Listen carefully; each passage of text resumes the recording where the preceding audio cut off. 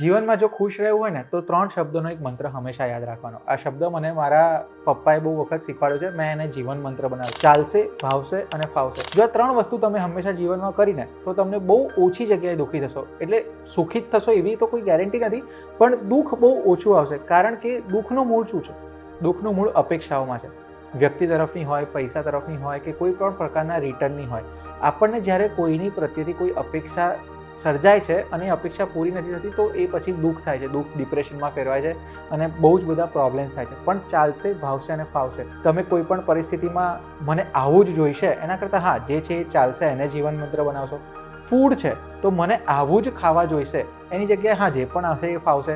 રીંગણ બટેકાનું શાક નથી ભાવતું પણ છે આજે કશું બીજો ઓપ્શન નથી તો હું ખાઈ લઈશ.